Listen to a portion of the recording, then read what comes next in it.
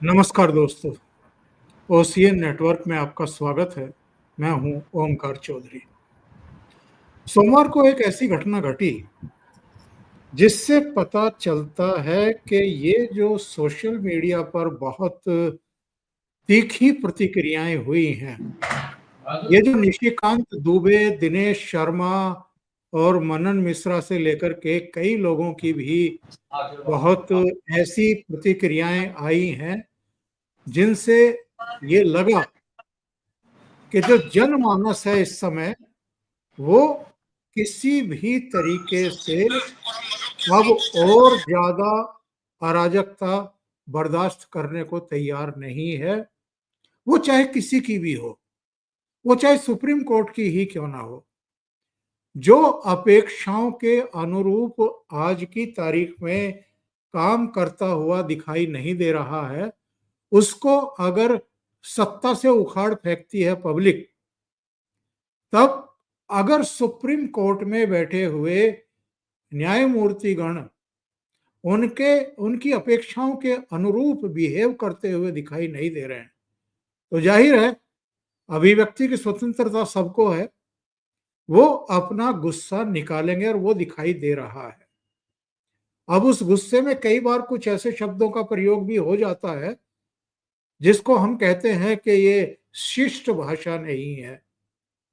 उस पर लोगों को ऐतराज होता है, करेक्शंस भी होती हैं। आज हम चर्चा इस बात पर करेंगे, जिस सोमवार की घटना का मैं जिक्र कर रहा हूं, विष्णु शंकर जैन गए थे एक याचिका लेकर के, और उन्होंने कहा कि पश्चिम बंगाल की हालत बहुत खराब है, उसमें राष्ट्रपति शासन लगाया जाए।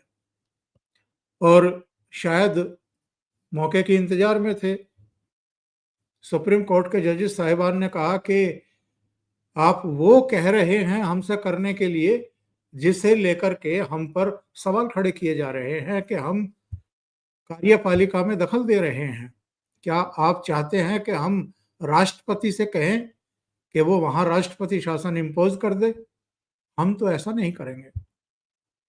तो एक तो हम इस पर चर्चा करेंगे कि क्या कार्यपालिका में वाकई सुप्रीम कोर्ट दखल नहीं देता है? ये भी तो सोचने का विषय है। दूसरे हम ये भी चर्चा करेंगे कि ये वक्फ संशोधन अधिनियम की सुनवाई आप कर रहे हैं, ठीक है, उस पर किसी को ऐतराज नहीं है, लेकिन जिस तरह के सवाल आपने शुरू में ही करने शुरू किए और जो संकेत और संदेश दिए कि आप स्टे कर सकते हो इसको भी, उस पर हम चर्चा करेंगे कि पार्लियामेंट से कोई कानून पारित होता है, दोनों सदनों से राष्ट्रपति की मोहर लगती है, और उसके बाद एक रवैया बना लिया है विपक्ष ने कि संसद से पारित कानून को हम तो नहीं मानते, और ये तो जबरन पास करा लिया गया, और जाकर के उसको आप चुनौती दे दो सुप्रीम कोर्ट में, और महीनों महीनों फिर उसकी सुनवाई चलती रहे। तीसरी बात यह है, क्या ये अब विवाद जो शुरू हुआ है ये कॉलेजियम तक पहुंचेगा क्या, या उससे भी आगे तक जाएगा? ये 3-4 सवाल हैं जिन पर हम आज चर्चा करेंगे, और मेरे साथ दो खास मेहमान जुड़ रहे हैं, अनुपम मिश्रा जी और आपके चिर परिचित धीरेन्द्र पुंडीर जी। आप दोनों का बहुत स्वागत है, धीरेन्द्र जी, अनुपम जी। अनुपम जी, सबसे पहले मैं आपके पास आता हूं। विष्णु शंकर जैन सुप्रीम कोर्ट गए,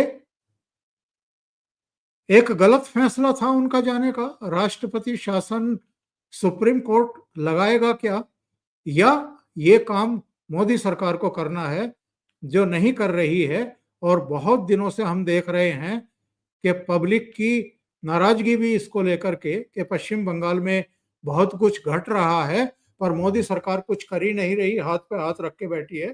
तो जो काम मोदी जी को करना था उसके लिए विष्णु शंकर जैन सुप्रीम कोर्ट पहुंच गए, और जिस पर उनको जवाब भी मिल गया। नहीं, देखिए, बार एंड बेंच ने इसको रिपोर्ट किया था, वो गलत रिपोर्ट किया था। विष्णु शंकर जैन से बात करने पे पता चल रहा है कि वो राष्ट्रपति शासन के लिए उन्होंने फाइल ही नहीं किया था, राष्ट्रपति शासन की उन्होंने बात ही नहीं कही। वो 355 की बात कर रहे हैं, 355, जिसमें केंद्र लॉ एंड ऑर्डर अपने हाथ में ले लेता है, और वो उन डिस्टर्ब्ड एरियाज में सेंट्रल फोर्सेस को लंबे समय तक रखने की बात कर रहे थे। राष्ट्रपति शासन की उन्होंने बात ही नहीं कही। ये बारेन बंच द्वारा गलत रिपोर्टिंग थी और ये गलत मीडिया में पिकअप हो गया। राष्ट्रपति शासन के उन्होंने कतई नहीं कहा। लेकिन 355 भी आप देखिए तो केंद्र के हाथ में है, 356 भी केंद्र के हाथ में है, 355 भी केंद्र के हाथ में है।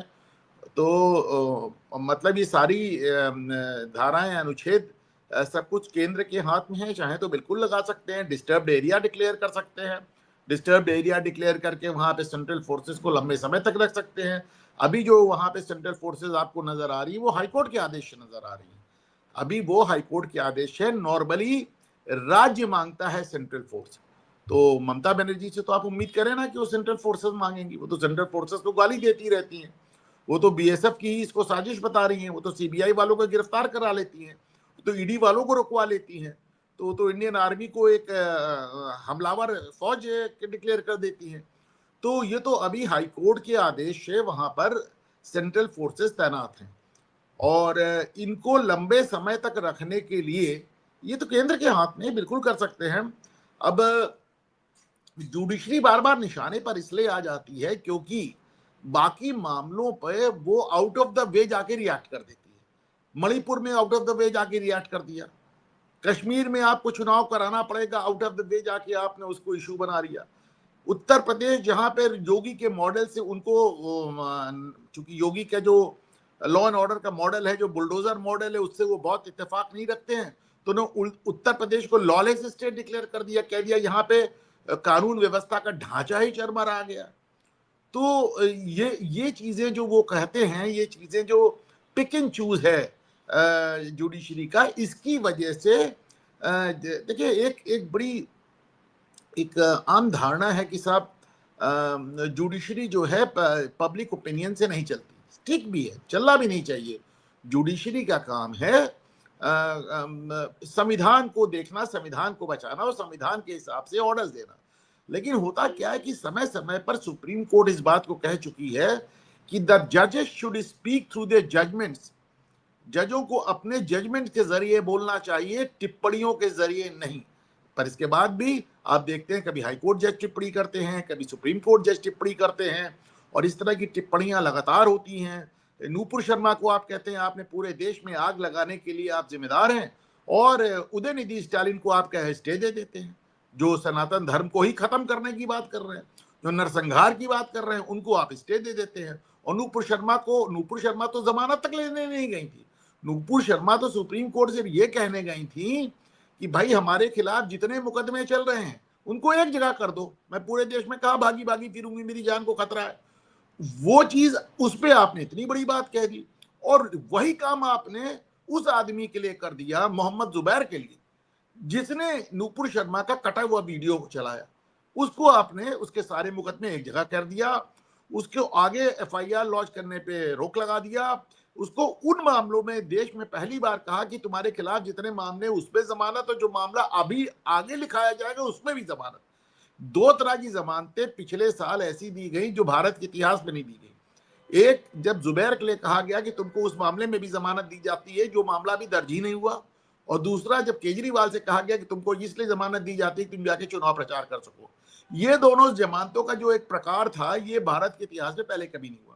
तो ये चीजें जो ठीक है, आपको पब्लिक ओपिनियन से गाइड नहीं होना चाहिए, लेकिन you should speak through your orders, not through your comments. आप अपने, जब आप ऑर्डर लिखाने बैठते हो तो जाहिर सी बात है ना, उसमें इस तरह की बातें नहीं आती, उसमें इस तरह की बातें आ ही नहीं सकती। मैं आपको एक छोटा सा एग्जाम्पल और दे दूं। जैसे हमारे सीजीआई कह रहे हैं कि साहब जिन इमारतें पुरानी हैं उनका कागज नहीं है। ठीक है, आप टिप्पणी के लिए कह सकते हैं, आप स्टे भी कर सकते हैं, पर जब आप ऑर्डर लिखाने बैठेंगे तो क्या आप ये बात लिखा पाएंगे कि कागज हो ना हो मुंह फेर लो? क्या आप ये बात ऑर्डर में लिखा पाएंगे कि वो इमारतें जिनका कोई कागज ना हो उनको उनके कहने पे मान लो? क्या आप ये बात लिखा पाएंगे कि वक्फ बोर्ड के उंगली रखने मात्र से वो जगह उसकी हो पाएगी? नहीं लिखा पाएंगे, कोई नहीं लिखा पाएगा, कोई सुप्रीम कोर्ट, कोई सीजीआई नहीं लिखा पाएगा। तो ये जो ऑर्डर्स होते हैं वो उतनी दिक्कत ट्रबल सब नहीं होते हैं जितनी इस तरह की टिप्पणियां होती हैं। इसलिए मैं कह रहा हूं कि जो ये वक्फ का मामला सुप्रीम कोर्ट में अंडर चैलेंज है, इसमें आप बहुत चेंजेस नहीं कर सकते। जैसे अब योगी आदित्यनाथ ने कह दिया कि भाई बुलडोजर चलाओ तो पहले ये कर लो, ये कर लो, ये कर लो, लेकिन बुलडोजर ही ना चलाओ, ये तो आप नहीं कह सकते ना। अगर अवैध है तो जाएगा। तो इसलिए आप थोड़ी बहुत उसके लिए नियमावली बना सकते हैं। इसी तरह वक्फ एक्ट को भी थोड़ा बहुत आप ट्वीक कर लेंगे, थोड़ा एक एक क्लॉज इधर जोड़ देंगे, एक क्लॉज उधर हटा देंगे, लेकिन ओवरऑल उसमें कोई चेंज नहीं होने वाला है। ओंकार जी।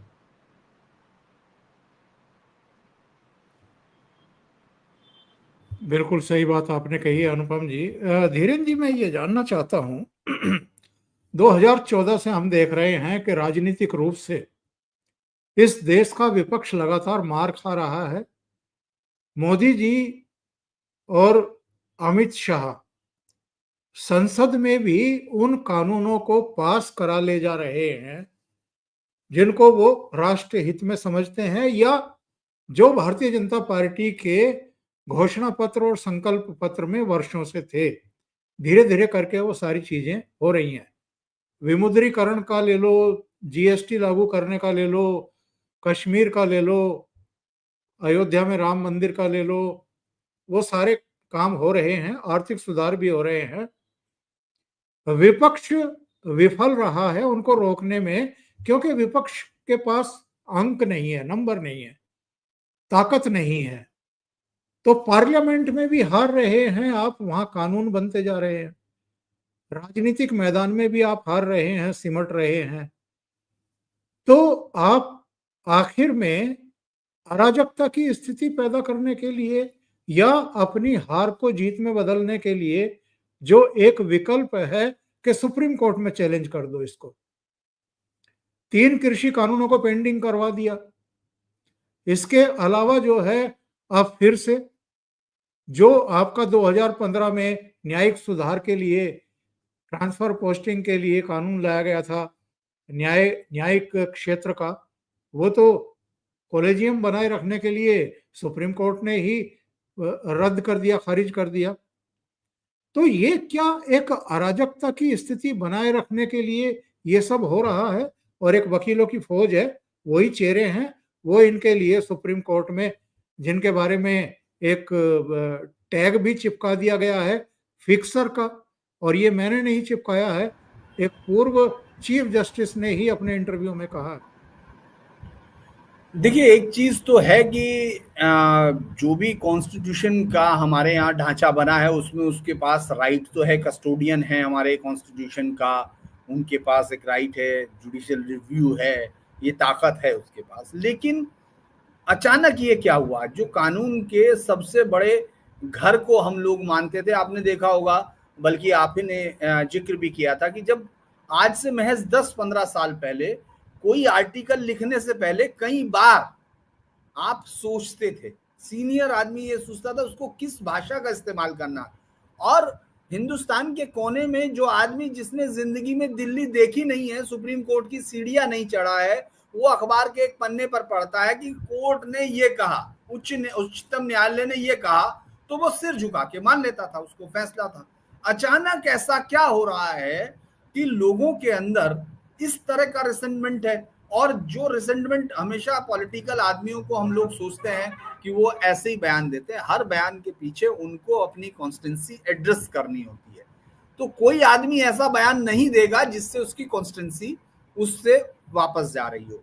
पिछले कुछ समय से 1-2 या नहीं, आप ऐसे लाइन से फैसले गिना सकते हैं, अनुपम जी ने कुछ गिनाए हैं, लेकिन सबरीमाला जजमेंट है, आरटीई है, मैं ऐसे कई सारे गिनाने पे आऊंगा तो गिना दूंगा कि किस किस पर ये हुआ, और उन सब पर जो आम जनता है उसको धक्का लगा उन सब चीजों से, चूंकि जो लोग दिख रही है, जो चीजें दिख रही है, चूंकि पहले दिखता नहीं था, सोशल मीडिया नहीं था, आपकी तरह के नेटवर्क नहीं थे कि जो बाहर आए, या लोकतंत्र की भूमिका को दिखाने के लिए आप हैं अनुपम जी, ये तमाम लोग जो अलग अलग हैं, उनके पास एक वैरायटी हुई और लोगों से जुड़ने का, यानी लोग आपसे सीधे सवाल करते हैं, आप उनको बता नहीं सकते, अभी हम जो बोल रहे हैं इसी के साथ साथ नीचे सवाल चल रहे होंगे, तो वो आपके साथ सवाल जवाब की भूमिका में है, जो इतिहास में ह्यूमन सिविलाइजेशन में पहली बार है। तो लिहाजा एक चीज तो ये हुई कि उस पर हर आदमी वाकई, सोशल मीडिया का मतलब ये हुआ कि वो उस डेमोक्रेटिक सेटअप में अपना हिस्सा तय कर रहा है मुखर तौर पे। दूसरा हुआ कि जब विपक्षी, जिसका आपने जिक्र किया, क्योंकि 2014 के बाद जीत तो बहुत दूर की बात है, हार भी सम्मानजनक नहीं मिली अलग अलग जगह पर, और उनके बाद आपने देखा एक लीडरशिप जो थी वो टिल्टेड किस तरफ हुई। जो आइडिया पूरी दुनिया में हार चुका, जिस आइडिया को हम लगातार देख चुके, और इस देश के अलग अलग राज्यों में सिर्फ ले देकर केरल में बचा हुआ है। केरल में उसके बचने के बहुत सारे कारण हैं।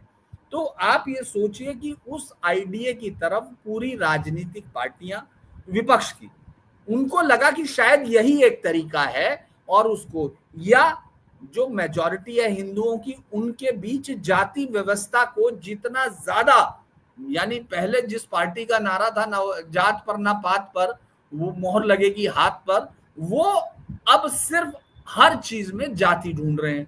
तो जो विपक्ष है वो जनता की नब्ज से दूर हो गया। दूसरा एक कारण ये भी है, शायद इस पे बहुत कम बात होती है, जब ये देश आजाद हुआ तो आजादी के समय जो जीवन प्रत्याशा थी वो लगभग 36 वर्ष के करीब थी। इस देश की आबादी 32 करोड़ थी। इस देश में 12% से 14% एजुकेशन का लेवल था। आज आबादी 140 करोड़ है। आज जीवन प्रत्याशा 69 ईयर है। और अब अगर आप देखते हैं तो जो पढ़ा लिखा एक्सेट्रा वो भी 74 से 76 वर्ष है। यानी पूरा कंप्लीट शिफ्ट हो गया, पूरा एकदम इतना ज्यादा आ गया। लेकिन आपके ज्यादातर लॉ, ज्यादातर आइडिया, आप भले ही कुछ भी उनको कहते रहे कि संविधान सर्वोच्च है और हमने ये हमारे लिए पूर्वजों ने और ये दिया है, लेकिन आप उसमें लगातार संशोधन करते हैं। 368 में आपको ताकत है, सरकार को ताकत है। तो हो क्या रहा है कि विपक्षी जिस चीज को पकड़ना चाहिए, उस बढ़ती हुई आबादी, उस पढ़े लिखे लोग, वो जो लोग दुनिया के अलग अलग हिस्सों में हिंदुस्तान का नाम रोशन कर रहे हैं, उनके क्या आइडिया हैं अपनी जमीन के बारे में, क्योंकि वो पैसा देते हैं।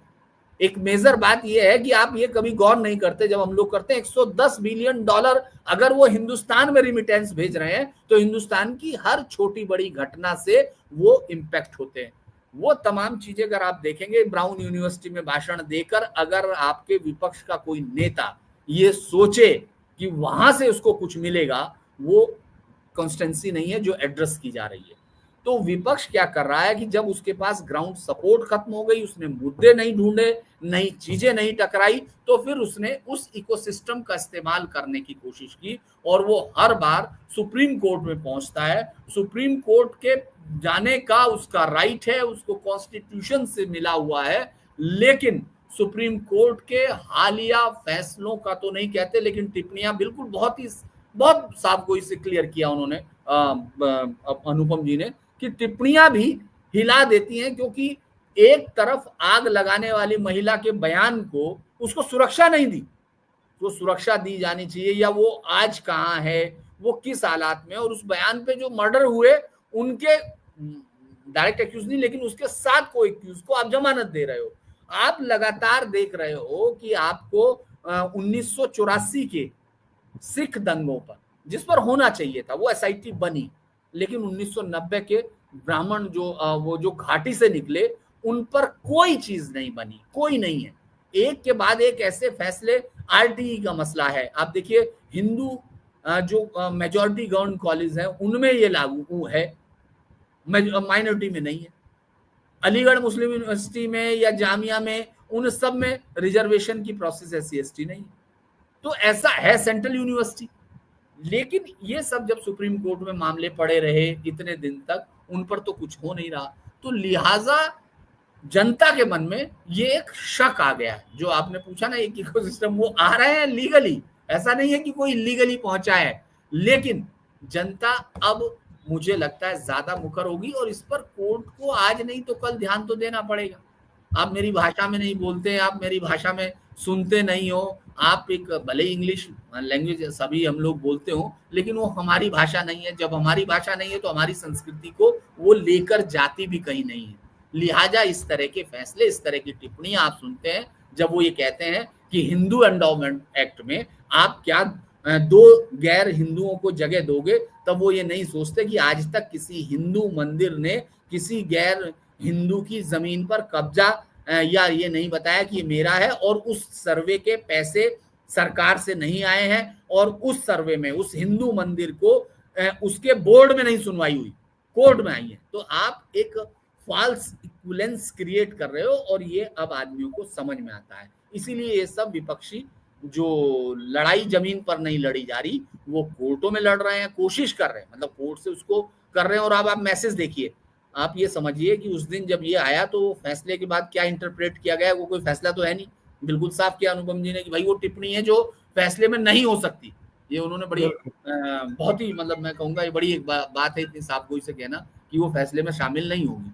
उसके बावजूद आप सबने देखा कि तुरंत ये कहना शुरू कर दिया गया बहुत बढ़िया हो गया, सरकार हार गई, सरकार बुरी तरह हो गया। तो ये सब सुप्रीम कोर्ट को ये देखना पड़ेगा, क्योंकि आप हमारे बीच में से आ रहे हैं, आप हमारे ही फैसले कर रहे हो ना भाई, तो आपको मालूम होगा आपके कहे गए एक शब्द का बाहर क्या मतलब होगा। अगर नहीं तो फिर आपको वहां फैसला करना बड़ा मुश्किल होगा। ये मुझे लगता है ये एक मेजर कारण है कि एक सिस्टम क्रिएट हो गया जिससे लोगों को अब सुप्रीम कोर्ट पर भी, मतलब वो लोग अब इतनी शिद्दत के साथ उनको वो नहीं देते हैं कि इनकी बातों को इतना है, और ये बिल्कुल पंच परमेश्वर की कहानी लिख के भले ही वो हो जाए, लेकिन मुझे लगता नहीं कि अब कोई उनको परमेश्वर मानने की बात कर रहा हो। जी अनुपम जी, ये जो आरोप लग रहे हैं सुप्रीम कोर्ट पर कि वो अपनी सीमाओं को लांघ रहा है, राष्ट्रपति को दिशा निर्देश जारी करना, गवर्नर को एक तरीके से फटकार लगाना, और तमिलनाडु की सरकार को इस चीज के लिए जैसे बंधन मुक्त कर देना या उकसा देना कि वो बिना राजपत्र के, बिना राज्यपाल की मोहर के, बिना राष्ट्रपति की अनुमति के 10 विधेयकों को कानून के रूप में अधिसूचित कर दे।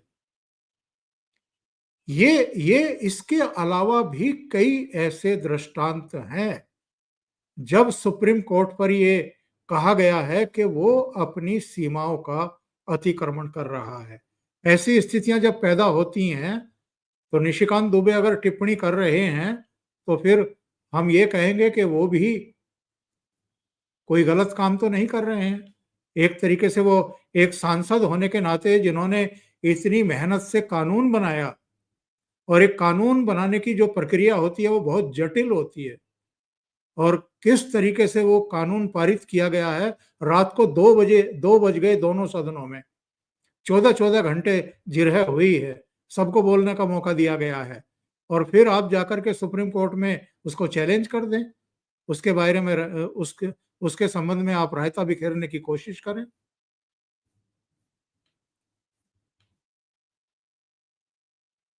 आप म्यूट हैं जी। पहले तो मुझे थोड़ा सा इस बात पे भी बड़ा अजीब लग रहा है, जो मैं लगातार कहता हूं कि एक डिवीजन बेंच ने, केवल 2 जजों की बेंच ने इतना बड़ा फैसला सुना दिया जिससे संविधान बदल जाता है। संवैधानिक बेंच तो आप जाने दें, संवैधानिक बेंच 145C में मतलब 5 जजों की होती है मिनिमम, तो 2 मतलब वो फुल बेंच तक नहीं है, फुल बेंच 3 जजों कहलाती है। तो आपने डिवीजन बेंच ने इतना बड़ा जजमेंट सुना दिया। अब जो वक्फ के लिए सीजीआई साहब बैठे, इस पे भी मुझको एतराज है। अगर आप वक्फ की संवैधानिकता जांचने जा रहे हैं तो फिर संवैधानिक बेंच यहां भी होनी चाहिए, और सिर्फ संवैधानिक बेंच नहीं होनी चाहिए, ऊपर के 5 जज होने चाहिए, ऊपर के चीफ जस्टिस ऑफ इंडिया, और इन द लाइन जो अगले 4 जज हैं वो होने चाहिए। वो पिक एंड चूज नहीं करिए ना कि 2 जूनियर जज अपने साथ बैठा लिए।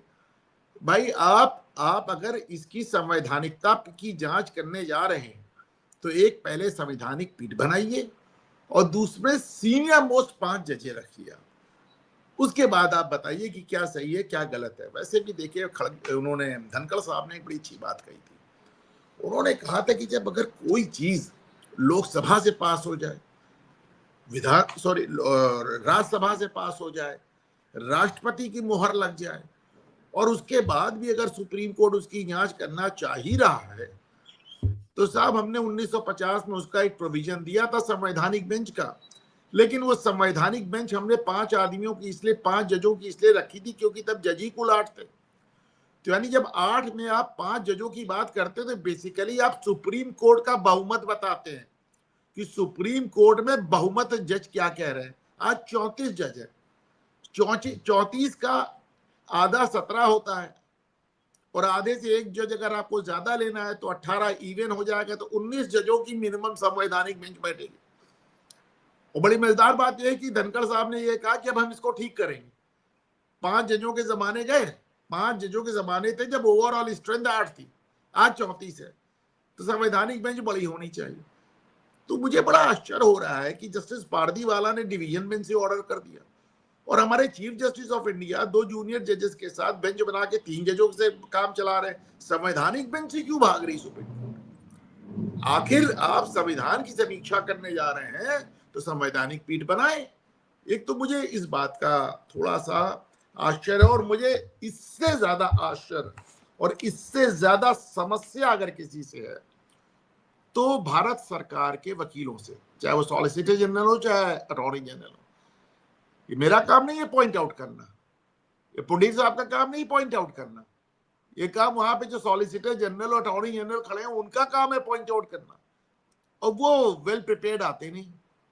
जब कपिल सिब्बल खड़े होकर एकदम चीफ जस्टिस ऑफ इंडिया के सामने झूठ बोलते हैं कि एक पैदाइशी मुसलमान को कह रहे हैं पहले 5 साल इस्लाम प्रैक्टिस करो, उस पैदाइशी मुसलमान पे 5 साल वाले इस्लाम वाला क्लॉज नहीं है ना, कन्वर्टेड मुसलमानों पे एकदम साफ झूठ बोलते हैं, लेकिन आप उसको डिनाई नहीं कर पाते। जब चीफ जस्टिस ऑफ इंडिया पूछते हैं कि क्या आप एक हिंदू मंदिर में मुसलमानों को अपॉइंट करेंगे, गैर हिंदू को अपॉइंट करेंगे, तो हमारे सॉलिसिटर जनरल तुषार मेहता नहीं बता पाते कि हिंदू मंदिर की जो कमेटी है उसकी तुलना सिर्फ और सिर्फ मस्जिद की इंतजामिया कमेटी से हो सकती है। मस्जिद की इंतजामिया कमेटी मस्जिद की देखभाल करती है, हिंदू कि वहां पे नमाज कैसे हो रही है, नमाजी कैसे आएंगे, वजू कैसे होगा, और मंदिर की जो मैनेजमेंट कमेटी है वो देखती है कि साहब प्रसाद कैसे चढ़ेगा, पूजा कैसे होगी, दर्शन कैसे होगा। जब आप इसके ऊपर जाएंगे तो वहां चैरिटी कमिश्नर बैठता है, यहाँ वक्फ बोर्ड बैठता है।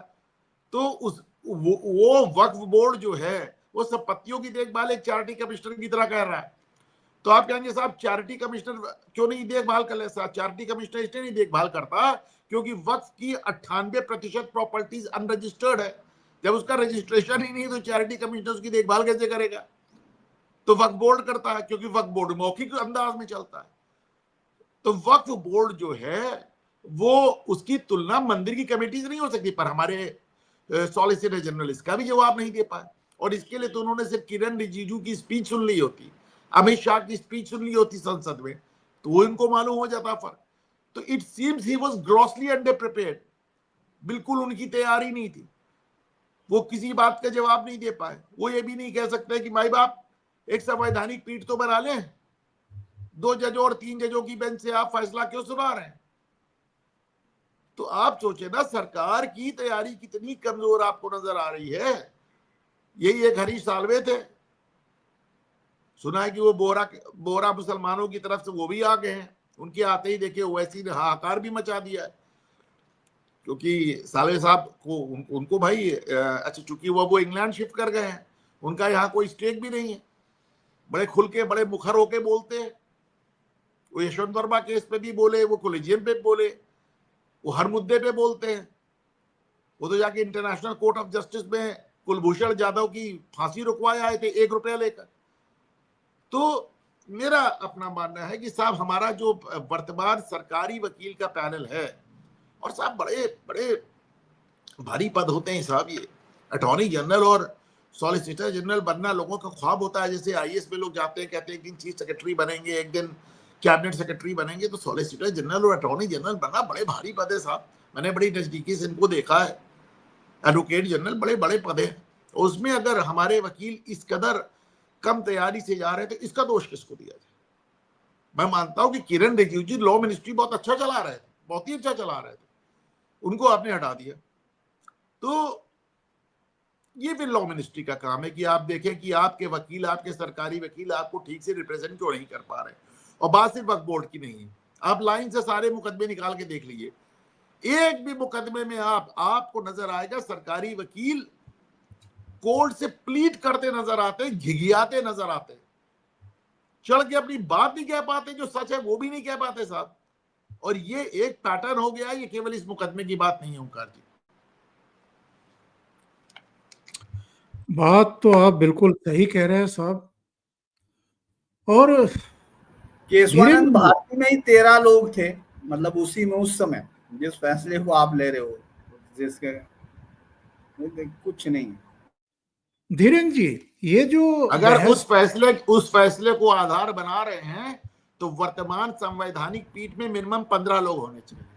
हाँ, मैं यही कह रहा हूँ कि अगर उसी फैसले में आप देखिए, अगर आप 13 जजों के फैसले के बाद उसकी एक नहीं समीक्षा हो 19 रही से तो कम 15 वाकई लोग। उस फैसले के हिसाब से भी देखो तो 19 होना ही चाहिए। आपका सही एकदम वो है। धीरेन्द्र जी, मैं आपके पास इसलिए आ रहा था कि ये जो एक नई बहस शुरू हो गई है कि सर्वोच्च कौन है, राष्ट्रपति है, संसद है, सर्वोच्च न्यायालय है या संविधान है, क्या है सर्वोच्च? इस बहस देखिए का कभी अगर अंत हम होगा लोग क्या देखते इस हैं बहस? तो संविधान ही सर्वोच्च माना जाता है। यही कहा गया कि कॉन्स्टिट्यूशन ही सर्वोच्च है। उसके अंदर उसकी व्यवस्था है जिसमें इन तीनों को अलग अलग चीजें दी गई हैं, वो कार्यपालिका, न्यायपालिका और आपका कार्यपालिका, न्यायपालिका और विधायिका, तीनों को अलग अलग दिया गया है। वो सब अलग अलग काम कर रहे हैं। लेकिन पिछले कुछ समय से पहले ये चीजें हम लोगों ने तब तो देखी थी अक्सर। मुझे लगता है अनुपम जी शायद एक बार इसका जिक्र कर रहे थे कि जब सरकारें कमजोर होती थी तब कोर्ट बढ़ चढ़ जाया करते थे। लेकिन ये कि एक सरकार भी ताकतवर है, उसके बाद इस तरह का टकराव, इस तरह का टसल बहुत रेयर दिखता है और ज्यादातर फैसलों में दिख रहा है। और मुझे लगता है कि ओवर रीच है, क्योंकि अभी इस पर तो कोई क्लैरिटी अभी तक मुझे भी नहीं है और मैं सोचता हूँ कि पूछना पड़ेगा कोई क्या कहता है, इस पे भी हमको देखना होगा। क्योंकि प्रेसिडेंट को कभी भी कोई निर्देश नहीं दे सकती है, मतलब अदालत नहीं, सुप्रीम कोर्ट भी कोई निर्देश देगा ये समझ में नहीं आता। अनुपम जी, मुझे लगता है उनसे मैं पूछूंगा, क्योंकि ज्ञानी जैल सिंह वाला मसला आपको याद होगा, पोस्ट टेलीग्राफ वाले, जो राजीव गांधी की सरकार का बिल था जो पेंडिंग रहा बाद तक, उस पर कोई लिमिट नहीं थी। आप कुछ कहना चाह रहे थे शायद इसमें सर, अनुपम जी? आप क्लैरिटी चाह रहे थे तो मैं आपको बस इतना कहना चाह रहा हूँ पुनीत साहब की प्रेसिडेंट को आदेश इसलिए भी नहीं दिया जाता कि प्रेसिडेंट को डायरेक्ट पावर नहीं है। राष्ट्रपति को आपने सीधी ताकतें नहीं दे रखी हैं, तो उनको आप कैसे मैंडेटस इशू करेंगे? आपको मैंडेटस इशू करना है तो आप गवर्नमेंट ऑफ इंडिया को करिए, यूनियन गवर्नमेंट को करिए, पहली बात। दूसरी बात, एक मोटी सी बात है कि भाई संविधान ने तीनों अंगों को बराबर रखा है। ये तो हो गई थ्योरी। अब व्यवहारिकता क्या है, इसको समझ लें। व्यवहारिकता ये है कि चूंकि हम एक लोकतंत्र हैं और for the people, by the people, of the people है, इसलिए जनता का ओपिनियन संविधान के जिस अंग के फेवर में, पक्ष में जिस समय रहा, वही उसी अंग ने राज किया। जिस समय जनता का ओपिनियन पार्लियामेंट के पक्ष में था, पार्लियामेंट सुप्रीम थी सर। इंदिरा गांधी को आपने देखा क्या क्या किया उन्होंने। जिस समय जनता का ओपिनियन राजनेताओं से दिल फट गया और 90 के दशक के आसपास, और वो साहब एग्जेक्टिव के फेवर में चला गया, तो टीएन शेषन जैसे लोग राजा हो गए और उन्होंने तो साहब पीएम सीएम सबको नचा के रख दिया। और उसके बाद जब जनता का ओपिनियन सबसे फट गया तो जुडिशरी की तरफ चला गया और 90 की दशक की शुरुआत से ही कोलिजियम सिस्टम भी शुरू हुआ। और जो एक शब्द इस्तेमाल किया अभी पुनीत साहब ने, जुडिशियल ओवर रीच, जिसको हमने जुडिशियल एक्टिविज्म के नाम से भी देखा है, ये 90 के दशक से शुरू हुआ और 90 के दशक से चलता चला आया। तो माय पॉइंट इज कि संविधान में तीनों अंग बराबर हैं, परंतु इन तीनों अंग में जिसके भी पक्ष में जनता का ओपिनियन गया, उसकी एक नैतिक, एक जिसे कहना चाहिए नैतिक ताकत बढ़ गई उसकी, और उसने लीड किया। अब जैसा पंडित साहब कह रहे हैं कि कमजोर सरकार नहीं है, सरकार एक बहुमत से आ रही है और सरकार बहुत लंबी मात्रा में वोट है, संख्या में वोट लेके आ रही है। 1986 के बाद पहली बार बहुमत, 84 के बाद पहली बार बहुमत प्राप्त कर रही है। 84 का वोट तो फिर भी एक सिंपैथी वोट था, सिंपैथी वोट। हाँ, आपको तो यहाँ पे बिना सिंपैथी के बहुमत मिल रहा है। तो मुझे लगता है कि with all due respect to the honourable court, और यकीन माने मेरा अदालतों में बहुत विश्वास है। इसलिए विश्वास है क्योंकि साहब मैं मानता हूं कि अगर अदालत ठीक से काम नहीं करेगी तो किसी भी सरकार को तानाशाह बनने में 2 दिन नहीं लगता है। 2 दिन नहीं लगता है। लेकिन मैं ये भी मानता हूं कि अदालतों को भी इस बात की मैं कहूंगा कि कॉग्निजेंस लेना चाहिए, इस बात का समझना चाहिए कि साहब आज की तारीख में जो सरकार है, इस देश का बहुमत उसके पीछे, और अगर देश का बहुमत कुछ चाह रहा। दूसरे, मुझे फाइनली एक बार ये लगता है कि खास तौर से जब तक भारतीय जनता पार्टी की सरकार आई है, सुप्रीम कोर्ट कहीं ना कहीं उनको लगने लगा है कि वो सुप्रीम कोर्ट माइनॉरिटीज के इकलौते रक्षक बचे। रक्षक उनको है, हाँ, लगता ये है, हाँ, उनको लगता है कि भाजपा की सरकार हिंदुत्ववादियों की सरकार है, राइट विंग सरकार है, मुसलमानों पे बड़ा अत्याचार हो जाएगा, तो वो अपने आप को माइनॉरिटीज के गार्जियन के तौर पे, उनकी सिक्योरिटी के तौर पे देखने लगे हैं। मुझे लगता है शायद ये संविधान का सही समीक्षा नहीं होगी। देखिए, यही बातचीत मैं जो कह रहा था, मैं भी इस सवाल के जवाब में कहना यही चाह रहा था कि ये सरकार बार बार को संसद में एक लीगल तरीके से हमेशा से बिल ऐसे ही पास होते हैं, कोई ये नहीं, और बड़े अच्छे से बिल पास हो रहे, बड़े बहुमत के साथ सरकार आ रही है, और जनता अगर इस तरह का रिएक्शन दे रही है हमारा इस पूरी चर्चा का या किसी का भी, आज क्यों है? क्योंकि जनता बहुत वोकल होकर सुप्रीम कोर्ट के इन सारे फैसलों को बाकायदा, अगर आप सोशल मीडिया पर देखेंगे तो क्रिटिसाइज कर रहे हैं विद देयर, मतलब राइट जो सुप्रीम कोर्ट ने उनको दिया कि भाई कितने पर हमारी मंशा पे नहीं आप उस पर फैसलों पर टिप्पणी करें, तो वो तो सब कर रहे हैं। वो ये बात समझने की जरूरत है कि आप विपक्ष और एक ऐसे अनजाने सिस्टम के हक में न जाएं जहां की आपको याकूब मेमन की बार बार आप अदालत खोल लें, बार बार खोल लें, इसके अलावा बाकी तमाम जो लोग बहुमत के सवालों के साथ आए उनके पेंडिंग पड़े रहें, चाहे वो कोई सा भी हो एक्ट हो, चाहे वो आप 1991 का एक्ट देख लीजिए, कोई भी एक्ट हो, जब आप उस पर बहस करते हैं तो आपको हमेशा ये बिल्कुल बहुत सही लाइन है कि उनको, हालांकि मैं उसको ये नहीं मान रहा, मैं ये मान के चल रहा हूं कि वो बहुत सेलेक्टेड लोगों से उनका राब्ता होता है, वो अभी भी उन्हीं सारे ग्राउंड्स पर बचे हुए हैं जो इंग्लिश परंपरा कंटिन्यू चली आ रही है। भले ही हम लोग उस समय लिख देते थे, लेकिन मुझे नहीं लगता कि सुप्रीम कोर्ट से फांसी आने वाले या बड़े सारे, इस पर एक बार हम लोगों ने स्टोरी की थी, मैंने कोशिश की थी, नहीं कर पाया, फिर वो था कि आखिर कितने लोग हैं जिन्होंने इनकम टैक्स पे करते हो और उनको सुप्रीम कोर्ट से जो सजाए हुई हो उनकी फांसी। इस पर तो खैर लंबी डिबेट हो सकती है, बहुत सारा हम लोगों ने काम किया हुआ सुप्रीम कोर्ट में, लेकिन ये बात देखने की जरूरत है और खासतौर से सुप्रीम कोर्ट को देखने की जरूरत है कि जनता कहीं ना कहीं, कम से कम मेजॉरिटी जो है वो अब फैसलों पर सवाल उठाने लगी है। फैसलों पर भी मैं कह रहा हूं, फैसलों पर भी सवाल उठाने लगी। जी, मैं एक सवाल आखिर में दोनों से पूछता हूं साहब।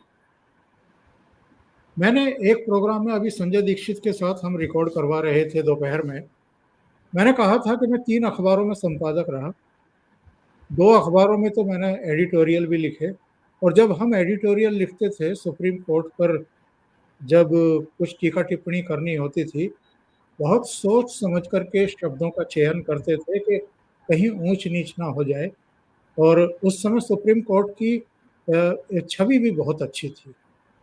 मुझे ये बताइए साहब, पहले अनुपम जी आप और फिर बाद में पंडित जी की टिप्पणी लेंगे, ये वो सुप्रीम कोर्ट है या सुप्रीम कोर्ट के जजेज हैं जो undue,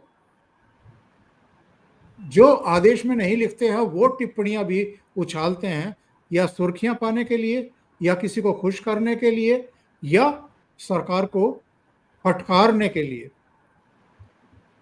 number 2, Delhi high court के एक जज महोदय के यहाँ नोटों का पहाड़ मिलता है जो जला हुआ है, और उसको संरक्षण दिया जाता है एक तरीके से, कानूनी दमन जो शिकंजा होता है उससे बचाने के लिए एक इंटरनल कमेटी का गठन कर दिया जाता है कि साहब आप गठित करिए, एफआईआर दर्ज करने की जरूरत नहीं है, ये जो माल मत्ता मिला है उनके घर से जला हुआ, इसको जब्त करने की भी जरूरत नहीं है। जो जरूरी था, जब तक एफआईआर ना हो जाए तब तक उसको जब्त करने की प्रक्रिया आप शुरू नहीं कर सकते। जज जज को बचा रहा है सुप्रीम कोर्ट, हाई कोर्ट के जज को बचा रहा है। जज सुप्रीम कोर्ट में बैठ करके राष्ट्रपति को कह रहा है 3 महीने में विधेयक क्लियर करिए, नहीं तो कारण बताइए। किसको कारण बताएं? जजेस को कारण बताएं। और जो आपके यहाँ 5 करोड़ मुकदमों का ढेर लगा हुआ है, उसको आप 3 साल और 30 साल तक नहीं निपटाएंगे। दूसरों से चाह रहे हैं कि 3 महीने में फाइल क्लियर करें। तो ये जो इनके ऊपर सवाल क्यों ना उठे अनुपम जी? देखिए, जहां तक सुप्रीम कोर्ट के उस आदेश का सवाल है 3 महीने वाला, मैं 11 अप्रैल की रात से डंके की चोट पे कह रहा हूं, वो आदेश खारिज हो जाएगा। वो रिव्यू पिटीशन में सुपरसीड हो जाएगा, वो आदेश सेटिसाइड हो जाएगा, या सरकार उसके लिए अध्यादेश ले आएगी। वो चल नहीं सकता साहब, चल नहीं सकता।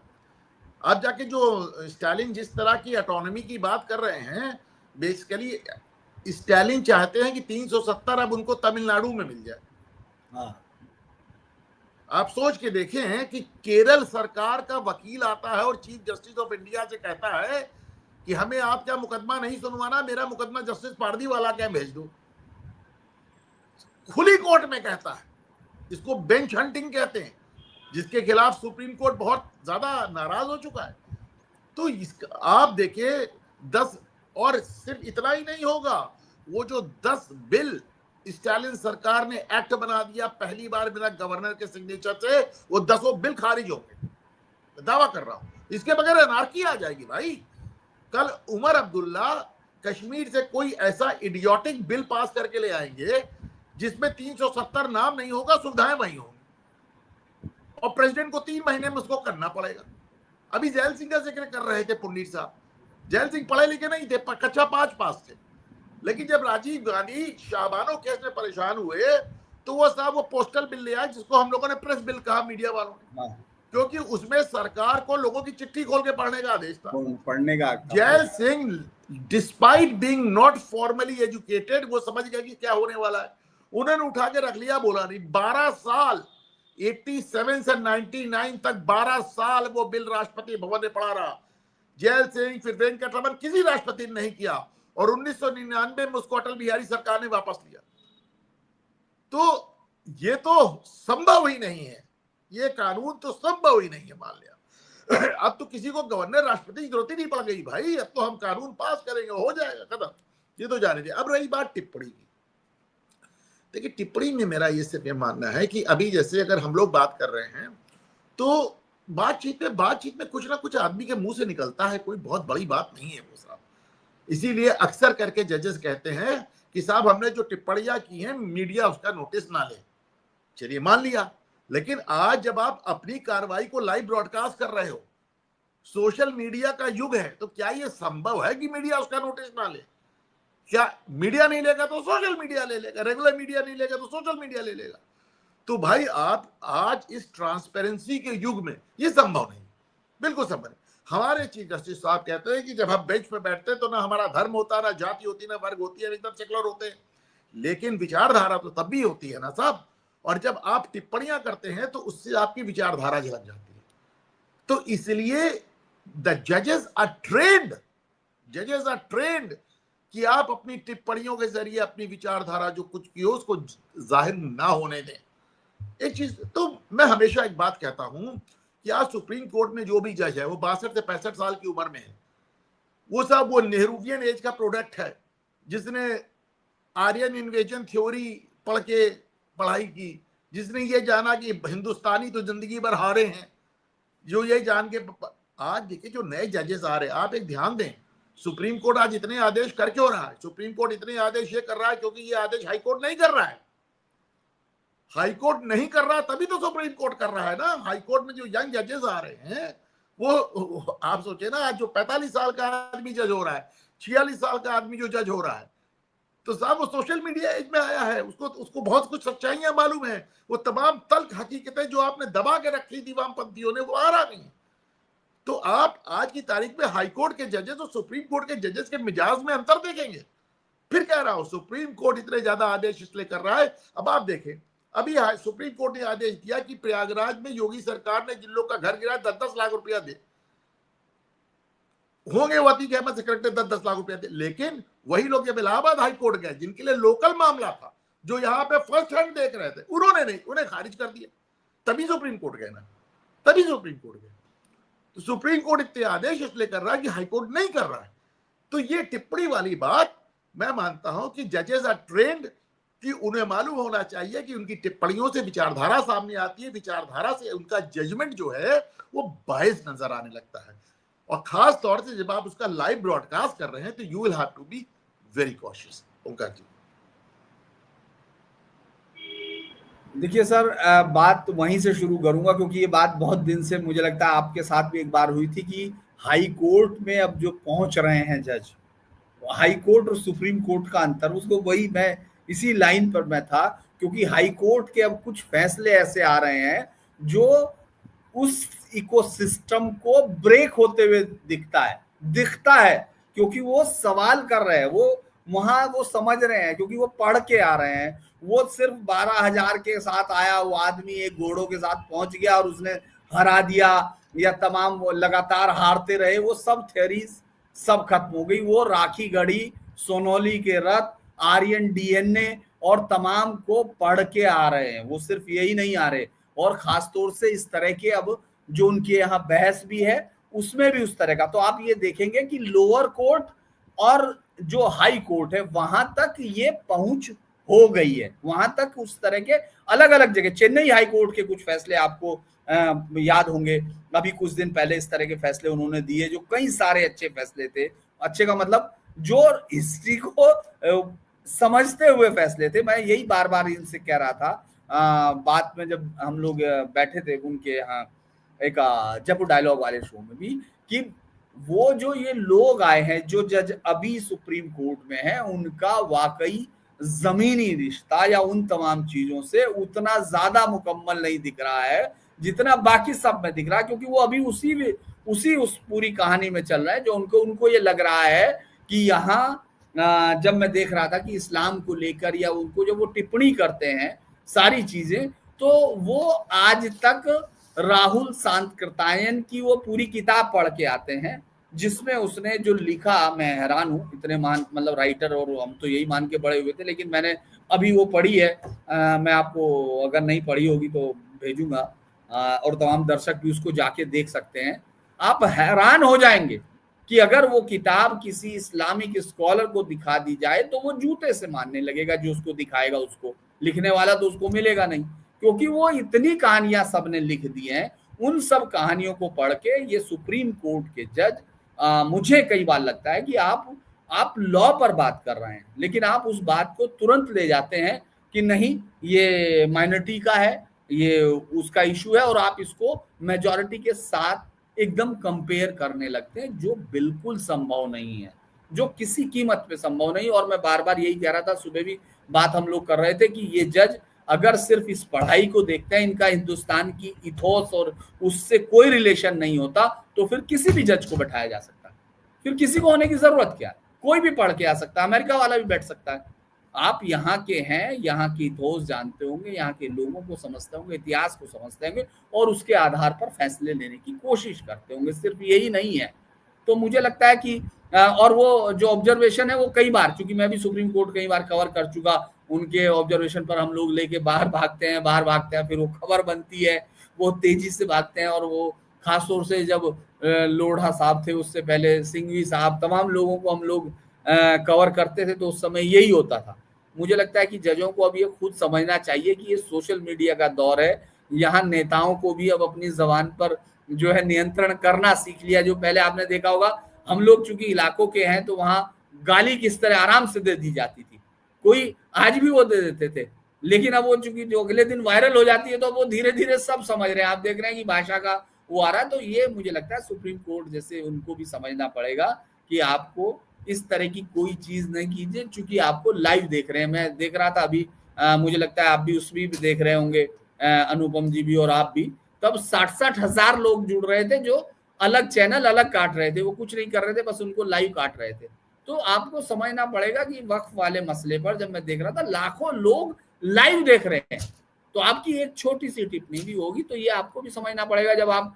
और फिर दूसरा इलाहाबादिया वाले जैसे मसले पर भी लोग जजों पर ही सवाल उठा रहे हैं, क्योंकि ये है तो है, क्योंकि इलाहाबादिया वाला भी लोगों ने देख लिया। ऐसा तो है नहीं कि आपको किताब में पढ़ते उन्होंने देखा कि क्या बोल रहा है। तो ये सारी चीजें मुझे लगता है कि बिल्कुल सही है, उनको ये समझना पड़ेगा। और आज नहीं तो कल जो जनता, बहुत मुझे नहीं लगता कि अब वो बहुत ज्यादा यकीन कर रही होगी। मैं दोबारा दोहराना नहीं चाहता उस बात को जो मैं सोशल मीडिया पे देखता हूँ या खुद लोगों से। मैं तो रोज ही लोगों से मिलता हूँ, मेरी तो आदत ही है कि मैं सड़क पर ही घूमता हूँ लोगों से बात करता हुआ, तो वो दिक्कत तो है। अनुपम जी, एक टिप्पणी इस पर आपकी लास्ट में, ये मामला कॉलेजियम तक पहुंचेगा क्या फिर से?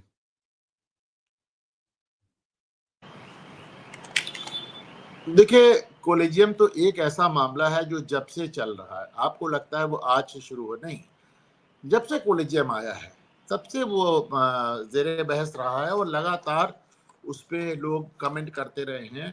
और एक बात बार बार जो पॉइंट आउट की जाती है कि भारत इकलौता देश है जहां जज ही जज बनाता है। अब इसमें मेरा अपना एक बड़ा क्लियर कट व्यू है, क्योंकि मैं एक ज़माने में, अब तो नहीं लेकिन बहुत पहले मैं हाई कोर्ट में प्रैक्टिस कर चुका हूँ, देख चुका हूँ। तो मेरा अपना बड़ा सा क्लियर कट इसमें व्यू है कि जिस ज़माने में हमारे यहाँ पॉलिटिशियंस जजेस बनाते थे वो एक ज़माना अलग था। आप सोच कर देखें कि अगर लालू यादव ने जजेस बनाए होते, केंद्र सरकार में रहते, तो कैसे होते। अगर मुलायम सिंह ने, ममता बनर्जी ने जजेस बनाए होते तो कैसे होते। That is the only reason, वो इकलौता कारण है कि मैं कोलिजन पे बहुत हार्श नहीं हो पाता। और लेकिन मैं ये जरूर कहता हूं कि साहब, कोई भी व्यवस्था जिसको आप ट्रांसपेरेंट नहीं बनाएंगे वो अपने आप में तुगलकी हो जाएगी। तो आप सिर्फ कोलिजियम के मिनट्स को ट्रांसपेरेंट कर दें। कोलिजियम जब बैठता है तो तय करता है कि कौन जज होगा और कौन नहीं होगा, और इसके लिए जजेस हर आदमी के ऊपर अपना अपना कमेंट रुकआउट कराते हैं। तो उस कमेंट को आप बाद में लेकिन आप उसे सार्वजनिक करें। लोगों को जानने का हक है कि पुनीत साहब जज क्यों बने और चौधरी साहब क्यों नहीं बने। आपको जानने का हक है। और एक बार ये चीज ट्रांसपेरेंसी आ जाएगी तो अकाउंटेबिलिटी आ जाएगी। मतलब जवाबदेही के लिए पहले जरूरत है पारदर्शिता। पारदर्शिता से जवाबदेही आती है, और पारदर्शिता ना होने से जवाबदेही की जगह पूरा एक तुगलकी अंदाज आ जाता है। ओंकार जी, ये ऐसा विषय है जिस पर एक अलग से प्रोग्राम करना ही पड़ेगा। फिर से जुड़ेंगे। आज के लिए इतना ही। आप दोनों जुड़े और बहुत ही महत्वपूर्ण विषयों पर टिप्पणियां की हैं आप लोगों ने। बहुत सारगर्भित चर्चा हुई है और इतनी बड़ी संख्या में दर्शक जुड़े हैं। दर्शकों का भी विशेष आभार। दर्शकों से एक जरूर निवेदन रहता है कि लाइक का बटन दबा दें। अगर वीडियो पसंद आया है तो इसको अपने मित्रों को शेयर जरूर करें। आप दोनों का बहुत बहुत धन्यवाद जुड़ने के लिए। और लास्ट में घूमता आईना जो अनुपम जी का चैनल है उस पर जरूर जाएं। थोड़ी देर बाद वो लाइव होंगे, उसको भी सब्सक्राइब करें। बहुत बहुत धन्यवाद। नमस्कार।